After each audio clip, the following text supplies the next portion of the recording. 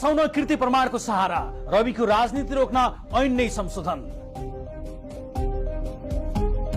राष्ट्रिय स्वतन्त्र पार्टी रासुपाका सभापति रवि लामिछानेलाई सहकारी ठगीसँगै सम्पत्ति शुद्धिकरण र संगठित अपराधमा जोड्न प्रहरीले कृत्य प्रमाणको सहारा लिएको पाइएको छ।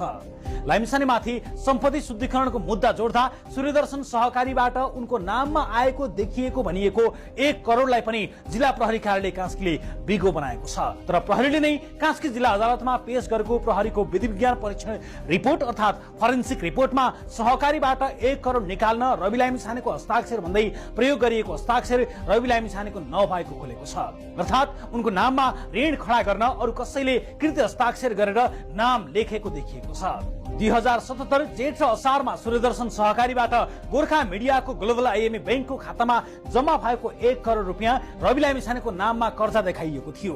प्रहरीलाई अनुसन्धानकै क्रममा रवि लामिछानेको हस्ताक्षर कृत्य गरेर ऋणीमा उनको नाम लेखिएको तथ्य खुल्दा खुल्दै पनि प्रहरीले भने सोही कृत्य हस्ताक्षरबाट उनको नाममा खडा गरिएको नक्कली ऋणको पनि सहकारी ठगीमा बिगो कायम गरिएको छ।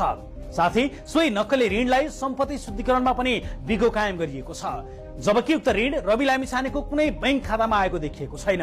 कृत्य हस्ताक्षरबाट लामिछानेको नाम प्रयोग गरेर गोर्खा मिडियामा आएको रकमलाई पनि रवि लामिछानेकै गल्ती भन्दै मुद्दा हालिएको छ। यो विषयलाई जिल्ला अदालत कास्कीमा चलिरहेको बहसमा बुधबार न्यायाधीश नितिश राईले जिल्ला न्यायाधिवक्तासँग प्रश्न गरेका थिए। न्यायाधीशको प्रश्नमा उनले सूर्यदर्शन सहकारीमा रवि लामिछानेको खाताको नाममा बनाइएको खाता कृत्रिम रहेको खुलासा गरेकी थिइन्। इजलासमा कृत्रिम खाता रहेको बताएकी